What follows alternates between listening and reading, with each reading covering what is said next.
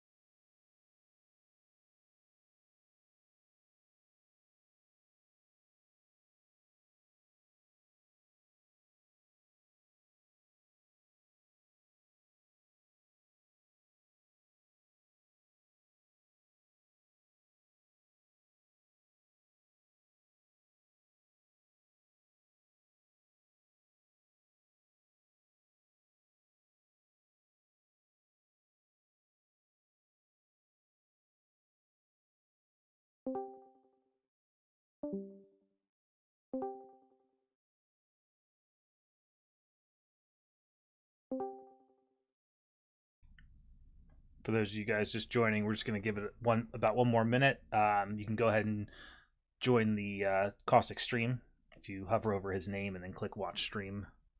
He's currently sharing a presentation right now.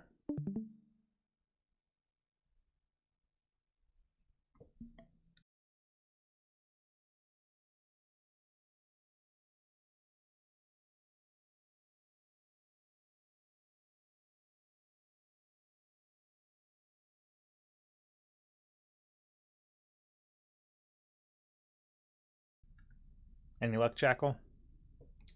No, not yet. I wonder if it's Looking for a quick Google. maybe a privacy setting or something that blocks people live streaming. I don't know.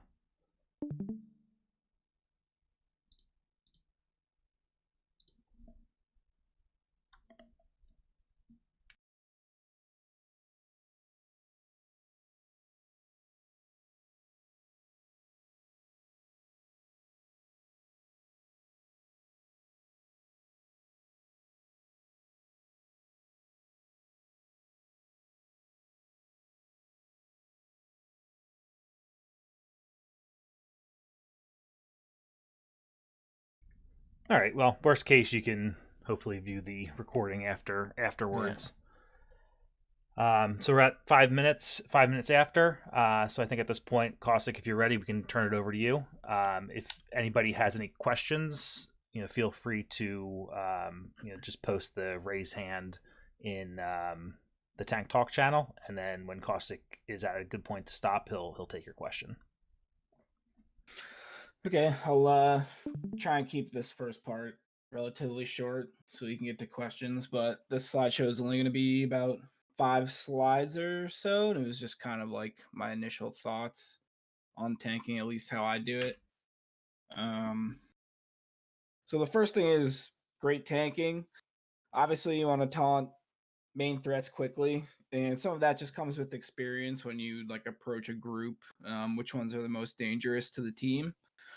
And once you've done that, then you want to start working on positioning, which is really important because that does two things. If you can get really tight pulls together, it maximizes group DPS. If they can hit everything with their AoEs, your group DPS is going to be a lot higher.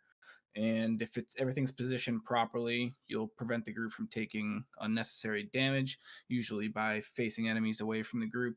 So there's kind of two parts to positioning there. Third thing you want to do after you've got the major threats taunted and positioned properly is start buffing group DPS, either buffs or debuffs, and then you can provide other support like heals if it's necessary or damage mitigation, stuff like that. And then the last thing is manage resources, which is really important. And I think that's one of the hardest things to really get good at as a tank. Because if you run out of resources and you don't have a way of getting them back, a fair amount of it back relatively quickly, you're probably going to die, and then your group's going to die. So that's a really huge part of being able to tank well. So getting into tanking and becoming a better tank. Obviously, tanks are a support class in ESO. So really what you want to ask is what can I do to help make sure my group is successful? And that can kind of vary depending on the skill level of the group that you're tanking for. If it's a progression group, you can still buff and debuff and help your DPS quite a bit. But you might want to focus a little bit more on helping to keep people alive as well, rather than just going for pure DPS. Because if your damage dealers are dying a lot, then the buffs that you're providing for them aren't really doing the group much good. So for prog group, step one is to make sure you're staying alive while keeping threats taunted and positioned properly. And you can focus on uptimes with buffs and debuffs after that. You also want to ask what gear skills and champion points you'll need for the particular content you're running. That can vary if you're main tanking, off tanking. If you're off tanking and you're just pulling some ads away from the group, then you can run a little bit more self resets because you're not really going to be providing buffs to the group at all. You also want to ask what your team composition is. Is it mag or stam? Do you have a healer? In some 4-man content, you might not if you run with 3 DPS. And if you do have healers or other DPS, even they could be providing buffs and debuffs. So you want to know what those are so that you're not, double stacking that kind of stuff. You can run something else that'll do a little more good. Resource management, like I said, this is really important. If you run out of resources and you can't get it back, you're gonna die. And it's really important to be able to do that on your own. Like getting orbs and shards is really helpful, but if you have to rely heavily on healers to keep your health and resources up, that means they have to spend more time on you and less on the group. And for progression groups, if you can kind of take that focus off of yourself so that the healers can do more for the group, that's obviously going to help you get through the content a little bit easier. Learning when to dodge roll, when to block, and when to just eat damage is really important. So my general rule of thumb when I'm tanking is if an attack will hit me for about 45% or more of my health while blocking, I'll dodge roll it, assuming that you can actually do that. If you're tanking Zamaja, her Nocturnal's favor heavy attack will hit you for a lot, but it can't be dodge rolled. So you just kind of have to block that one and then immediately heal after. Anything less than that, I'll block it unless it hits for about 15% or less of my health while not blocking. And then I just kind of eat that damage. It's not really worth the resources to block and try and mitigate it at that point. Resource management continued. Learn when you can put your block down. 2 ticks of stam recovery and a fully charged heavy attack goes a long way. That's a lot of stamina. So you kind of learn when you have some openings on bosses just from practicing. And you'll find on many bosses you can drop block and heavy attack immediately after the boss does theirs. And that was something that kind of took me a little while to learn, especially if you're like nervous tanking something and you don't know when you have those openings. If you're just blocking the entire time and you're not able to heavy attack and you're not getting those stamina recovery ticks. And that's just going to eat away at your stamina very quickly. And each class is a different way to sustain.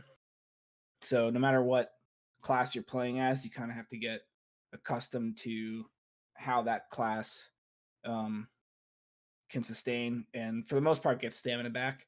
Magic's pretty easy because any class can run either balance or spell symmetry. Other things to learn: attack patterns and boss you're tanking. Pretty much all of them allow you a breather window to get buffs up, put debuffs down, heal yourself, heavy attack, bar swap, do whatever you need to do. And that just kind of takes some practice to learn those things.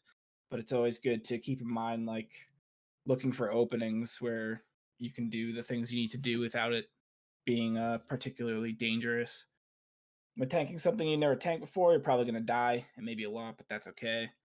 Like I said, it's just kind of practice, learning when you need to block, dodge roll, just eat damage. And if you don't know how much damage an attack is going to do, it might just kill you outright. But as long as you kind of learn from your deaths and how you can prevent it from happening again, then you'll be fine the next time. Fast reaction times can help immensely. Some mechanics that need to be dodge rolled and blocked have a 1-second timer. So if you can't react to something in a second or less, then there are going to be taking certain things might be a little bit more difficult. Um, and set something up like Srendar to give you timers on things like taunts and buffs, debuffs. So that's pretty much the end of the slideshow. Does anyone have any questions so far? So I think one of the things that I saw coming up over and over again, and you might be getting to this point, but in the questions was how does your build and strategy change between 4 and 12 person content?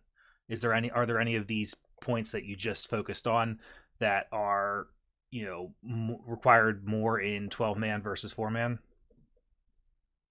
A lot of 4 man content is really easy. So if you have a decent build, you can generally just eat a little bit more damage without blocking or dodge rolling quite as much. Um, as far as like how I would approach 4 versus 12 man, I think you usually have a lot more ads in 4 man stuff, and so if it's just like a boss like in VAS or something, you don't really have to think about positioning too much or like picking up and taunting ads and stuff like that. But in a 4 man dungeon or something like that, if it's not a boss fight, but there's an ad up that's more dangerous than most of the other stuff that's in the room or the pole, I'll usually just range taunt that, and then I'll run to the biggest group of ads that I see, and I'll immediately drop Wall of Elements on them so that I can soft taunt that stuff, and then I'll start chaining in everything else as that threat that I taunted is running to me. So you can kind of just stand somewhere and try and chain everything, but if you run to like a big group of ads and just soft taunt them on you for a few seconds, you'll save resources because there's less for you to taunt and chain in while you're trying to get the pull together. But obviously, if it's just like a regular, just one boss, you don't really have to do that. You can just kind of run in, taunt them, turn them around. Right. Resource management in 4 mans is usually a little bit easier too because you have more openings. You don't have to block or dodge roll quite as much, with the exception being Black Rose, because Black Rose is just there's just so much incoming damage all the time. Does that answer that question? Yeah, so I think one of the main things I took from that is that in 4 man content, you're the only tank, so you have to worry about everything. Whereas in Yep. 12 man, you have that. If you're the main tank, you have the off tank to worry about ad management. If you're the off tank, you have the main tank to worry about the boss, and so you can kind of focus more in on your role. Yep. Yep, I think that answers it. So the other thing, I had some pictures somewhere.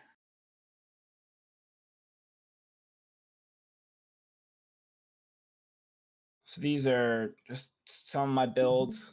So this is off tank or 4 man. If I'm off tanking, I'm probably not going to be running Yolnakrin. I'll be running Evan instead. But I would run this for 4 man now. I kind of like Powerful Assault better than Alkosh for 4 man stuff now, due to the changes that happened to Alkosh. You need a steady supply of synergies, and in 4 man content, you just get less of them. Plus, you don't have quite the amount of buffs that you would in a 12 man raid, so your Alkosh isn't going to hit as hard. So I think Powerful Assault is a little bit better now. If you have Masters, you can run that on your sword and board. It's not really necessary, but it's kind of nice. You can just run Echoing Vigor on your back bar and keep this on the front, which gives you a little more armor and a heal every time you taunt. So this is if I'm main tanking and it's a Magicka DPS composition. When I'm off tanking, my champion points will generally be geared a little more toward healing. I usually run with 3 DPS. So if I'm running Echoing Vigor and Blood Altar with Earth Gore, if you have more of like a healing champion point setup, it's a little bit better for off tanking or 4 man stuff if you don't have a healer. But this is for main tank. with a Magicka DPS setup. And these numbers aren't really set in stone. This is kind of just what I found from other tanks who are running Alkosh now. You want to go a little bit more into damage so that your initial hit from Alkosh does more damage and debuffs their armor a little bit more. And then Black Rose, which is kind of its own monster. I run more of a heal setup. You can see I don't have Wall of Elements on my bar, and that's due to the niches on Arena 2 and 4. There's already enough DPS hitting them. I don't need to add to the add fuel to the flames. So it's kind of a little bit of a weird setup. And so there's a couple clips here.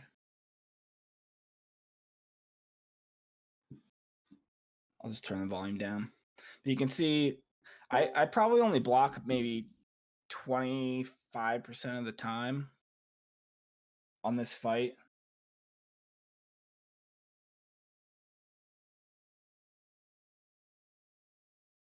There's not much you can do while he's up in the air. I kind of spam Fragmented Shield while he's doing that. It's not so much for me, but anyone else who's around me that can get that overshield while the lightning AoEs are coming down, that's just going to eat 3,000 damage for them. When you get Scalding Roar, you can dodge roll out of it. I think there's AoEs that'll put a snare on you, so you probably have to dodge roll out. But anytime you get an AoE as a tank, if your reactions are fast enough, you can just sprint out of them, which is going to be, it'll cost you way less stamina to do that than dodge rolling all the time. So that's kind of like a little trick that took me a while to get used to. But if you're fast enough, a lot of AoEs you can just sprint out of rather than dodge roll. So, Cossack, can you actually stay paused for a second? Can you talk a little bit about the add-ons that you have here and what they're for? Yep. So there's other tanks that probably have a lot more add-ons than I do. I'm running Asylum Tracker here. I've got Hodor. This is Srendar here and here, which is what I prefer for like abilities and timers. So you can see like all the debuffs that are on this boss right now. It's showing me my taunt, major fracture timers, Alkosh, Crusher, minor lifesteal from Blood Altar, minor main from Heroic Slash, and then these are my personal buffs here. Minor vitality, major resolve. Let's see, what else do I use?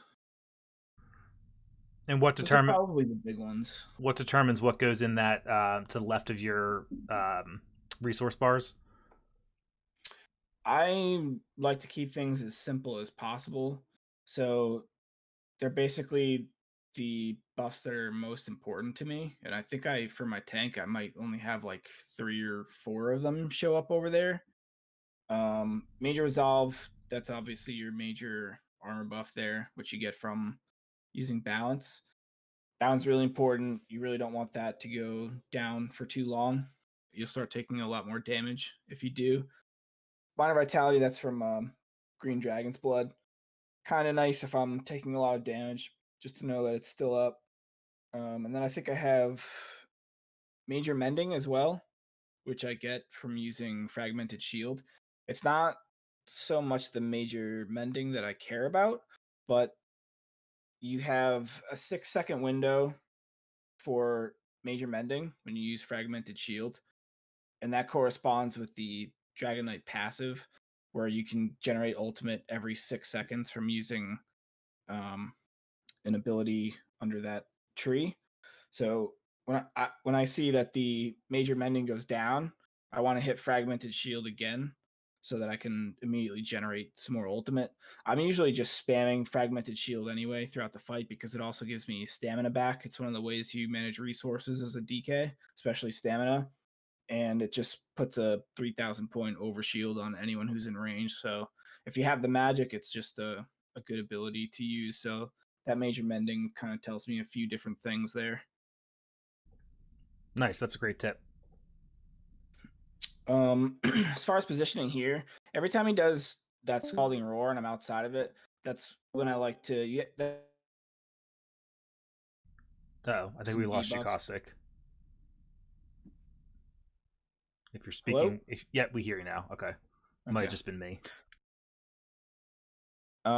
So this is one of those windows you can put down like your crushing wall because he doesn't move. Once he starts doing the roar, he just stays there for a few seconds. So you can put down your wall. You can reapply your blood altar. You can get some magic back from balance if you need it. It's just kind of like a few seconds where you can do whatever you need to do.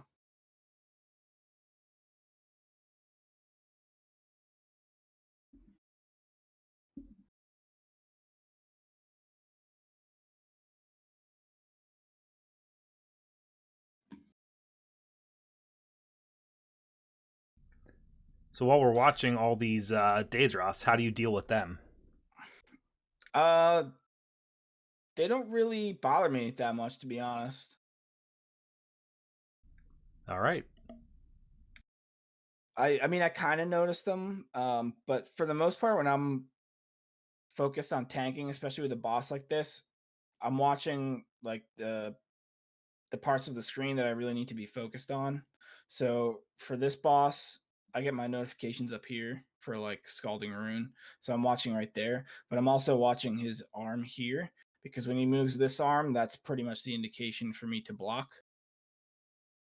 And that's really like the only time. So you can see it goes up, and then you can see I start blocking because that's his light attack, and there's no timer for that. And if you're not blocking when that comes down, you're going to die instantly.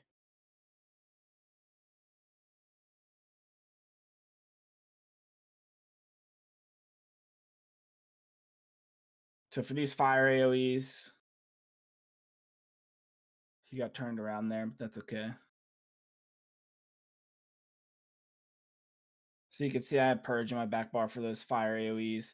There's maybe 1 or 2 seconds after the last fire AoE goes out, so you have a little bit of time to use your Purge before he starts attacking again.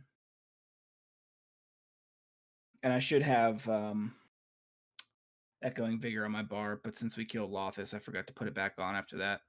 I use Shielded Assault so I can get back to him quickly when he teleports.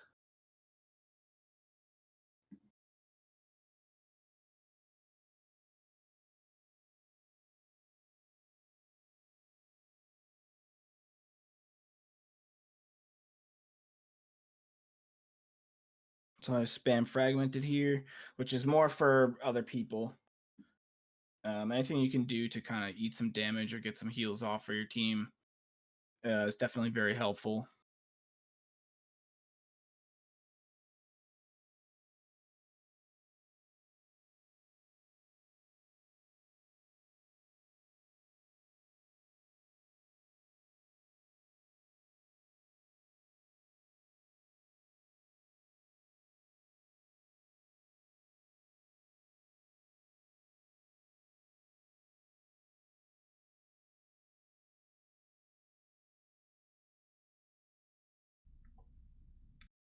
So that's pretty much this boss. There's pretty much a pattern to every single boss. It's just a matter of practicing and kind of learning when you can do things, when you need to block, when you need to move, stuff like that. So that one's not too bad. Zamaja is a little bit harder. There's a lot going on here. Her light attacks, which are like the beams that come out of her eyes, just will constantly hit you throughout this fight. You can just saw that Crushing Darkness just went away. So you've got to deal with Crushing Darkness, Nocturnal's Favor, her light attacks. You'll get Voltaic Overload. You'll get Pizza Slices. There'll be orbs that spawn on you. And you kind of have to just balance all of those mechanics at the same time. And sometimes you'll get stunned from the minis too. If you get really bad RNG, then there's not much you can do about it. I have two add-ons that are kind of stacking here. But I got Crushing Darkness, Pizza Slice, Nocturnal's Favor, and you kind of have to. This is a more of a timing kind of fight for the tank when you're on Zamaja, because when this Pizza Slice comes up, it explodes after about 3 seconds, and if you're in it, you get sucked down to Portal. But then you'll have Nocturnal's Favor coming up at the same time, so you need to decide like which one's going to go off first, and do I have time to like react to the next one. So there's just a lot to pay attention to on a fight like this. and you've got to kind of give yourself some space from crushing darkness, because if you end up stuck in that when you get hit by Nocturnal's favor, it's probably going to kill you. And this one, I kind of have a weird gear setup for this one, because you have to get back to her and turn her around very quickly. Otherwise, her light attacks will just start killing everybody. So I run 2 pieces of Swift jewelry here, just so I can move quickly, which also helps kite the crushing darkness while doing other things. You have to get interrupts on her as well. There's just a lot to juggle on a fight like this.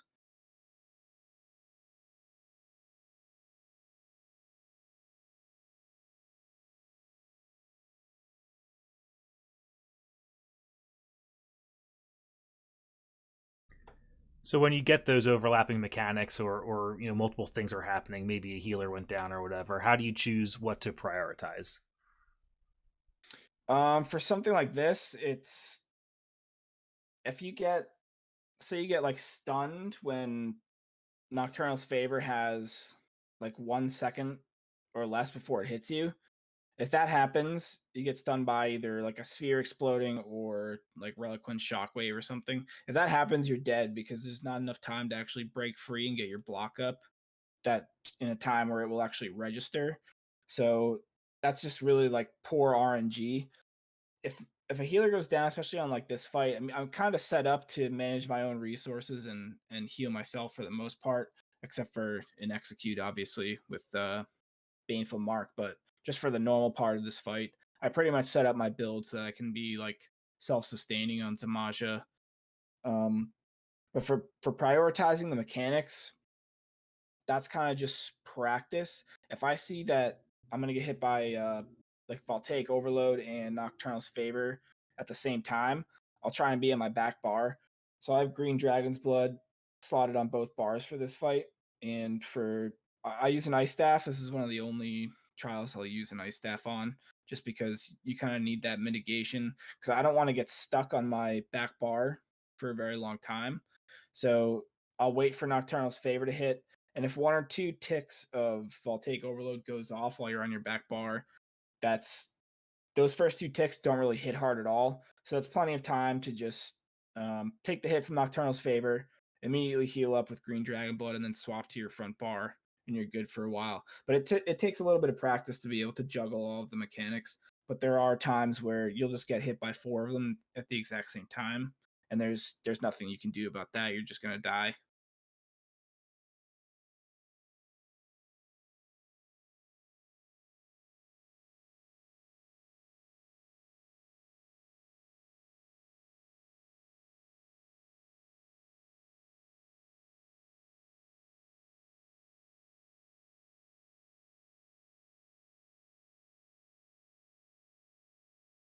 So you don't really need to run. I see a lot of people run like really far away from the boss. You don't really need to do that, especially if you have like a couple pieces of Swift Jewelry, or you're running like the Steed or something as your stone. You can usually just sprint away for a few seconds while you wait for like Nocturnal's Favor to hit you. If you run too far away, then you might not be able to get the interrupts on Zamaja.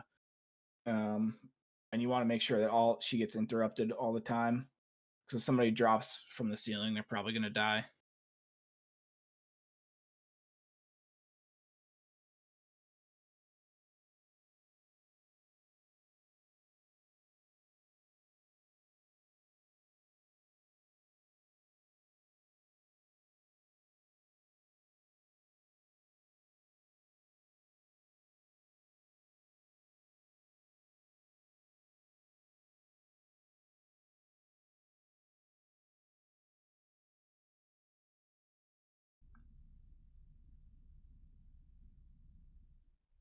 So you can see I get the overload here with Nocturnal's Favor. I can see that I have plenty of time before I get hit by the overload.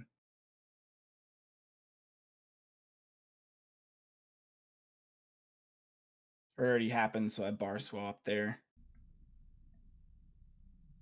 But basically, most of the time when I see overload, I want to be on my staff bar, so that when I actually get the AoE, I can just swap to my sword and board bar.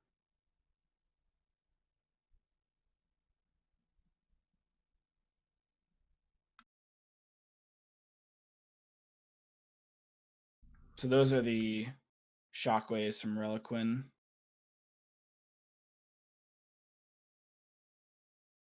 These right here. If those hit you, and sometimes they're really hard to see because Zamaja will block me from being able to see them, but they go right through her. So if they hit you right when Nocturnal's Favor is coming, you're just dead.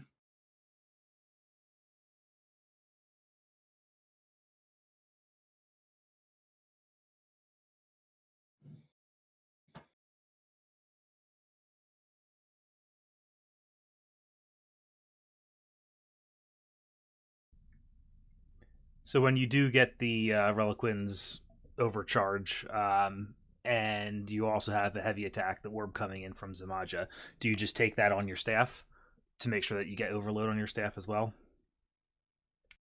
So ideally you'll if you have, are you talking about getting Overload and Nocturnal's Favor at the same time? Yeah. I'll generally try to take the Nocturnal's Favor on my staff bar, which is why I'm trying to which is why I use an ice staff in here, which I normally don't use, but it allows you to eat that heavy attack on your staff bar and then immediately swap back to your sword and shield.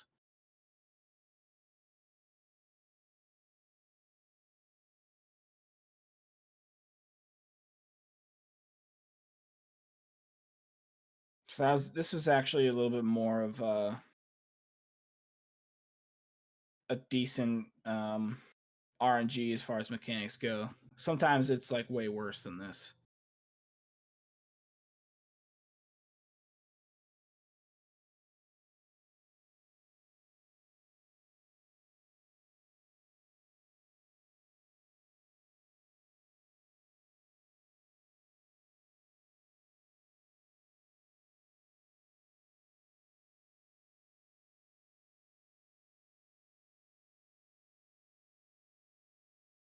So that's pretty much how the Zamaja fight goes. That's kind of how I approach that. I run Sanctuary, but I'm not really one of the tanks doing the buffing and debuffing for that fight.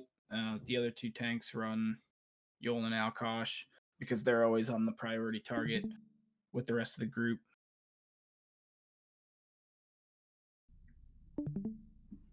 So that's pretty much it for videos. Should we go over questions now? I wrote down the ones people had. I'll try and answer them as quick as possible.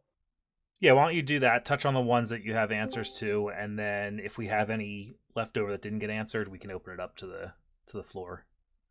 Okay. As far as traits, I use the most. Uh, infused on big pieces, sturdy on small. That's generally what I use. If you have a small piece that has like well fitted or divines, it's not the end of the world. Those are decent for tanks as well. Add-ons, I think we kind of went over that.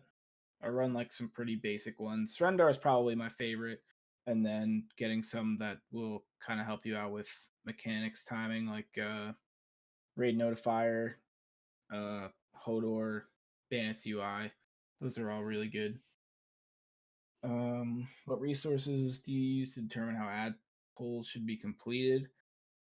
Generally, I try and use as much magicka as possible for doing pulls, either with range taunt, if you're on a DK chains. The reason I like to prioritize magic is because you can get it back easily with balance, and stamina you obviously want for things like blocking. What sets do you use on ad pulls? That depends on if I'm main tank or off tank. Main tank, it's generally going to be Yoln Alkosh. Off tank, probably Eminent Powerful Assault. But you run in Dungeons and Arenas with 3 DPS and 2 DPS and a healer. That doesn't really change too much either, especially this patch. I'm probably going to run Yoln and Powerful Assault. And I really like Earthcore right now, especially without a healer. If as long as you're keeping up Echoing Vigor and Blood Altar, your Earthcore will save people pretty often. Why is Warden the best class for tanking? I don't know that it's the best class for tanking. It's definitely a very good one. If best, I guess, is kind of dependent on if you're trying to optimize for damage, then you kind of just fill with whatever's going to give the group the buffs they need. But for progression groups, that's not really necessary. You kind of want to just use whatever tank class you're comfortable with that you're not going to die on. Thoughts on new Alkosh and how to change your builds. The new changes are good as long as your group has a lot of buffs and debuffs going out so that your initial Alkosh hit can do a lot of damage. But you also have to change your champion points to try and boost that damage up. You have to go a little bit more into damage with blue CP for that. Pulling trash groups as Tormentor a good idea for speedrun AoE taunts? I don't personally use that. I'm sure you could. I think it's easier to, like I said, just run into like the biggest stack of ads and kind of get a soft taunt on them, and then chain and range taunt whatever's left. You can also just line of sight with your group if you're on comms with them, and that'll pretty much stack everything up without actually having to use any resources. Does increasing health have diminishing returns? If so, at what point? I don't think it directly has diminishing returns. Like you can just keep stacking into health if you want, but it kind of has indirect diminishing returns where if you just keep stacking into health, you're going to be missing out on other things like max resources and mitigation and resistances.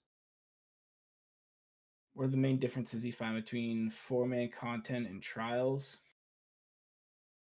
4-man content, you can usually run without a healer.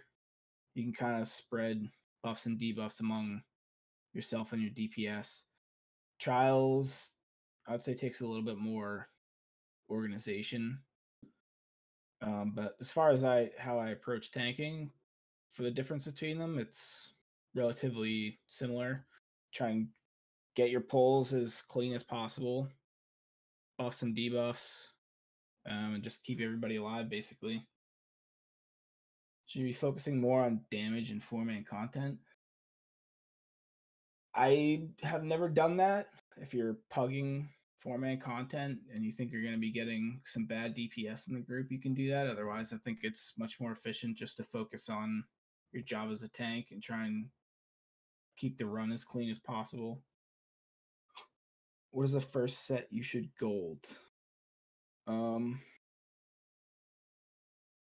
don't know if there's a first set you should gold, but you should probably definitely do your weapons, at least your back bar weapon, so that your infused crusher will debuff as much as possible. As far as sets go, like powerful assault, Eben, Yolnakrin, Alkosh, those are all worth golding. Are there crafted sets other than Torix pack that are viable for trials? Maybe Tava's Favor, which will generate ultimate when you dodge roll some damage. What's your favorite selfish set? For DK, probably Dragon Guard, although I don't use that too much anymore. What does off tank value more than main tank? Well fitted or specific sets? I guess it kind of depends on what you're doing. As an off tank, if you're off by yourself, then you just probably want stuff that's going to help you stay alive. Otherwise, whatever's going to help you buff the group more. What adjustments should I make between stamina and magic focus groups? If you're running Alkosh, you can change your blue CP between the two different groups to help maximize DPS if you want. If you're running a staff on your back bar, you could run Ellie Drain if no one else is running it. If it's a stamina DD group, you could run Tremor Scale for your Monster Helm if you wanted to. There's not too much you have to change. What should I use Eben versus a damage-oriented set like Yolm? So I use Eben instead of Yolm in Black Rose because there's just so much outgoing damage. Having Eben gives you a little bit more of a buffer for your DPS to get some heals up before they die. Because a lot of times it's not, they will die from one shots a lot in there, but a lot of times there's just like a ton of small like damage numbers coming in, and Eben will just hopefully give them a little bit more time to react and heal up. What should target resistance levels be at? 33k is the cap. I've heard maxing this out is unnecessary. Is there a minimum to shoot for? And is there anything specific content needing resistances to be maxed? You never need to hit the caps. Mitigation is multiplicative in this game, so there's kind of like diminishing returns after a little while. I think my resistances with just major resolve up are like 31k spell and 27k physical. If I'm running the Masters sword and board, it'll go over the cap, but that's only if I'm off tanking. So you don't need to be at the resistance caps. It's pretty unnecessary. I would say at a bare minimum, you probably want to be around like 25k though. How should I be handling trash mobs as a tank? Is it worth it to try and taunt as many as possible, or just go after them like a DD? You don't need to taunt all of them, which is why you really want to be the first person in as a tank. If you get Wall of Elements down, and maybe like Talons or something, if you have a good like AoE CC, you can use that as well. But really, if it's not something that's going to deal a ton of damage, then you're better off just trying to like chain it in. And really, your primary focus, if you have a ton of ads, is just going to be to taunt whatever is the biggest threat. After that, just kind of get control of everything somehow, but you don't need to spend 20 seconds trying to taunt everything, especially if you have good DPS, because the stuff with low health is going to die so fast that it's just not even worth taunting.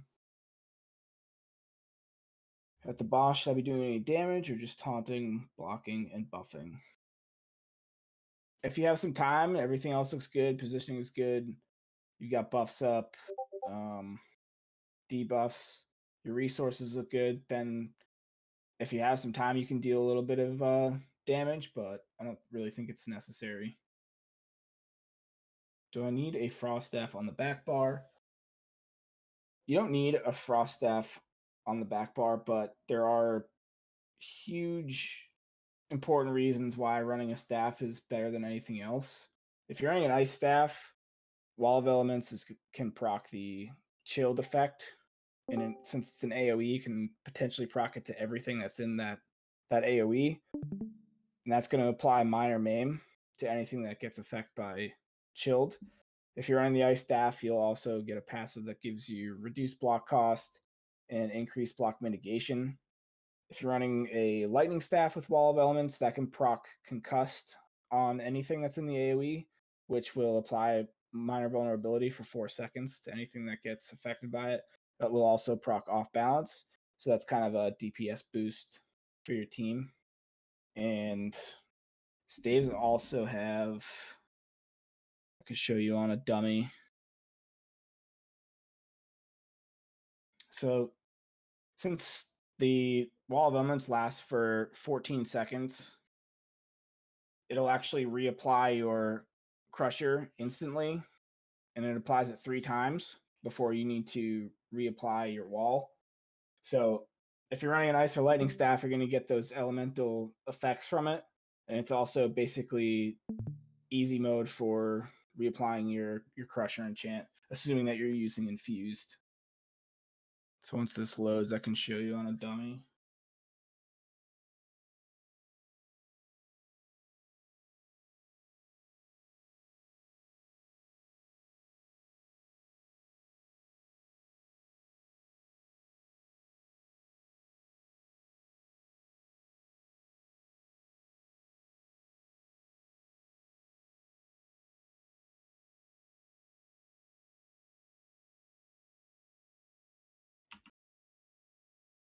So we got Infused Crusher on here.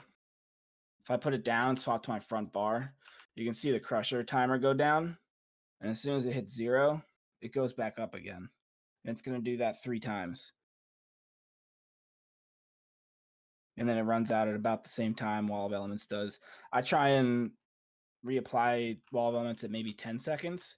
Because if you wait for it to be up entirely, if something's happening in the while you're tanking where you can't immediately like bar swap, then you'll have a little bit of downtime on Crusher. So if you get a chance and you can reapply it early, it's not necessarily a bad thing.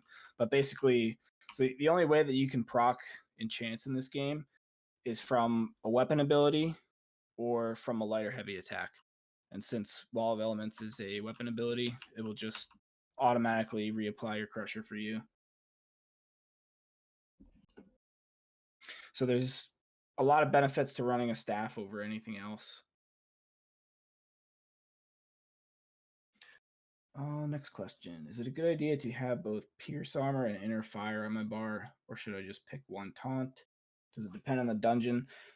I personally run Ransack, which gives you minor protection. There are other tank classes that have minor protection from something else, so you won't have to run Ransack on them. You can run Pierce Armor instead. But if you have a healer or a Magicka DPS in the group, they can easily run Ellie Drain since it doesn't cost magic. So if you don't have another way of getting minor protection, Ransack is the better morph. But as far as taunts go, I have Ransack and Inner Rage at all times. A lot of times when you're running content, things are going to spawn in, and it's better to just taunt them than try and chain. Sometimes they can't be chained, but you don't want to necessarily move from your position. So the only way to get that stuff that's spawning into you without moving is to use that range taunt. So I personally run those two taunts together at all times.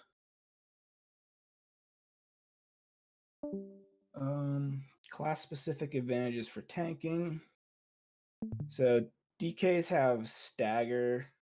They've got chains that cost magic, fragmented shield, which is huge for me. That's one of my favorite abilities. And you get resources back from using your ultimate. You also give minor brutality to the group when you use fragmented shield. Nightblades have really good mitigation, especially against AoEs.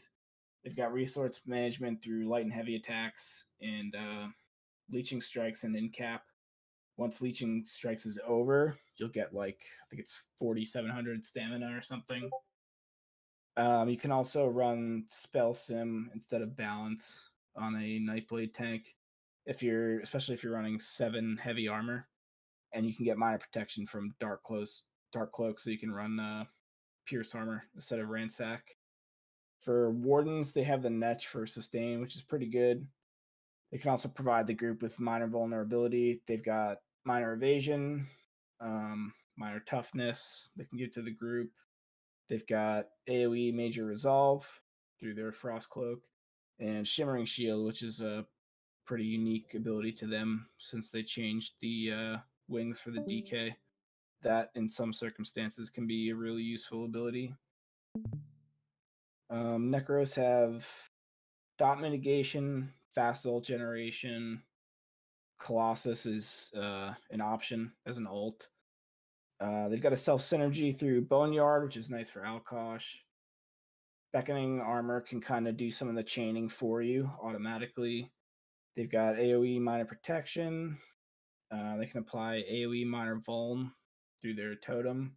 They have a pretty cheap self purge. Sorks have bound Aegis, which is really nice for brief increased mitigation while blocking. Dark Deal is really good for sustain for stamina. Reduced ultimate cost. Minor Prophecy for Magicka DPS through their exploitation passive. Templars have bonus resistances while standing in their rune. They get stamina from their rune. I think it's like 400 something every 2 seconds, which is pretty good. They can use Power of the Light.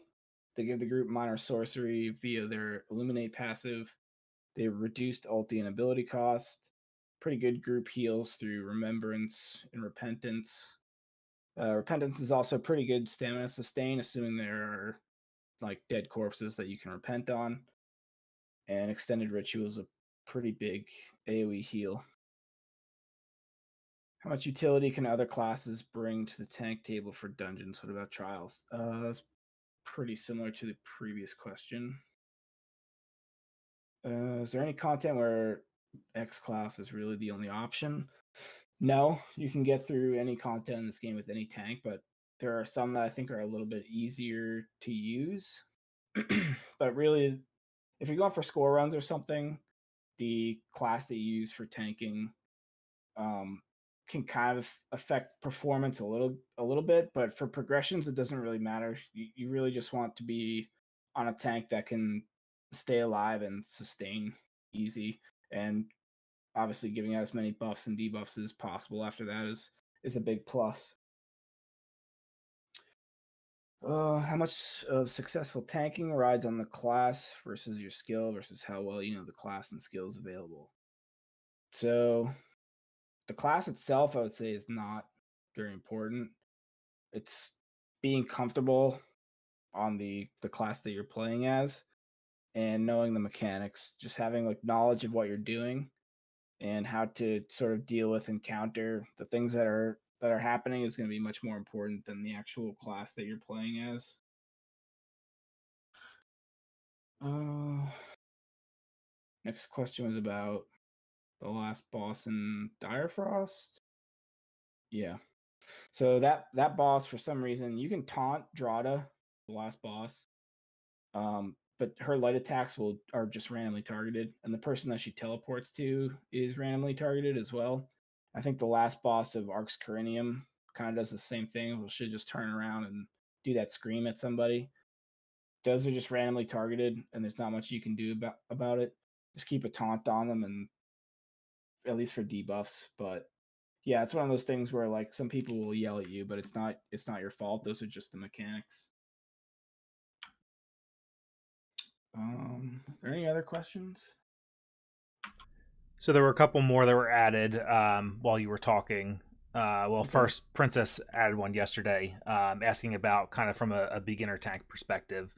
What are the priorities that you want to focus on in terms of which buffs and debuffs should she focus on first, and which sets should she prioritize?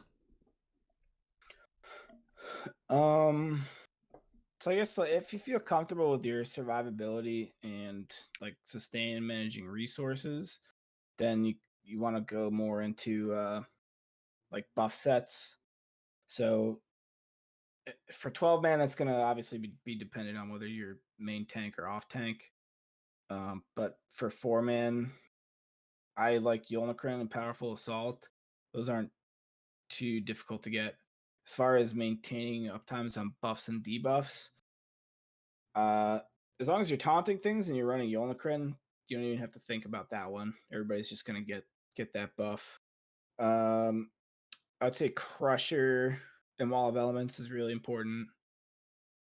Uh, if you're running Alkosh, if you see a synergy, just hit it. That one's pretty easy to keep up to. Powerful Assault's easy too. Just keep up Echoing Vigor every 10 seconds or so. And Those are then really the easiest ones. Do you recommend using Synergy Tracker to help with that? Yeah, you can do that if you want. and then in Kind addition, of adds a little. Sorry, go ahead. if you have something else to add, go ahead. I was just gonna say, for me personally, if I see a synergy, I just kind of use it on my tanks. It kind of adds like some more micromanaging if you want to make sure you hit a synergy every 10 seconds. But if you're in a 12-man trial, a lot of the times your damage dealers are just gonna steal your synergies anyway, so you might as well just hit them as fast as possible. And then second part of her question, and actually one that Bacon just added, are kind of similar. Are there any sets that work better on specific classes other than DK? And I think that probably also extends to just setups in general. Like, are there any setups that would work better on a Warden versus on a DK? Maybe for like selfish sets. I think for like buff and group sets, it's pretty much like the same 4 or 5 sets every tank uses. But as far as selfish sets go, that might differ depending on what your class kind of offers you for survival. I like Dragon because I can get it's not so much that the cheaper ults give you resources back faster for a DK. because the ult is more expensive, you're gonna get more resources anyway. So that's equal, regardless of whether or not I'm running dragon. But if I need to run like a selfish set or something, I like to run dragon because it gives me the utility of magma shell much faster than if I'm not running dragon. And if I'm looking for just pure survivability, magma shell is kind of like the best thing you can do for yourself as a DK. Yeah, and then the second part of Bacon's question was, or I kind of modified his question, but in VCR, what kinds of sets should he wear for portal tanking on a DK? So I think myself and I think Ronaldo and Lucas as well. If Ronaldo's in here, you can correct me if I'm wrong, but I was running Yolnakrin and Alkosh. Um, you don't. You kind of need some good self heals down there. You take a fair amount of damage from Zamaja, but it's not too bad. I would say your skills are more important. I always run Fragmented Shield because Major Mending, and if you're using that with Green Dragon's Blood or Echoing Vigor, you just get some really strong heals out of it. So for me, it's the skills on my bar that are more important for tanking portals than the gear I'm using, because the gear, the way we do it in VCR anyway, I stay on Zamaja, and it's easier to just have one person kind of set themselves up for tanking Zamaja since it's so like different from anything else. So the other two tanks who go into the portals are constantly on the priority target, either the mini or Zamaja if the minis aren't up. So they kind of run the support sets there, Yolnakrin and Alkosh. Yeah, so I'm just looking at one of our VCR plus 2 runs, and it's Earthgore, Yolnakrin, and Alkosh for both of them. Yep. And then one more question, Def Jackal. How often are you switching sets or gear setups within a trial? I don't really change gear too often. If it's like Sanctum Ophidia, and I'm off tanking, there's a couple bosses where I'll need to put on like Dragon instead of Powerful Assault or something, because I'm just taking ads away from the group. But for the most part, I might change like a couple abilities. Like in that VAS, normally if we were doing that +1 and we were killing Lothus, I would have Shielded Assault for Lothus because he teleports away and I need to get back to him quickly. But then when we start doing Olms, I'll just switch Shielded Assault with like Echoing Vigor or something. I know there are tanks out there that have like 1,000 different Alpha Gear setups for trials. I might have like 3 different ones for Black Rose or something depending on the round, but I don't really change stuff up too much. All right, that was the last question that was posted in the channel. Does anybody have any others? All right, well, that's perfect timing because we're right at the hour. Any closing thoughts, Caustic, or? Nothing too crazy. Most of tanking is just becoming comfortable with your class and the mechanics and the pulls of whatever you're running. And like I said, you're probably gonna, the first time you do something, you might die a lot, but as long as you look at your death recap and think about what you can do to prevent it from happening again, you can learn tanking pretty quickly. All right, that was a very informative session. I did record it. Hopefully, everything recorded fine. I'll post the link to this in the Tank Talk channel in a little bit. All right, thank you, Caustic. Thank you, everybody, for coming. Yep, thanks for coming, everyone. Yeah, that was great. Thanks a lot. Thanks. Is there any chance of setting up some tank training like dungeon runs? Have you run a DPS and have someone else run on the tank? Yeah, we can do that. It's actually a great idea. Yeah. Just to get like live feedback. Yeah, so we Because could. doing is how I learn best. Doing Oh and yeah, I'm the same dying. way. Yeah, I mean, any time really. I don't know, just shoot me a message or whatever if you see me on. I'm usually not doing too much, so. Thanks. It's the DLCs and the hard modes that I have a rough time on. I'm still using selfish sets on my little Templar tank. Yeah, some of the newer DLC dungeons, especially in hard modes, can be a little more difficult.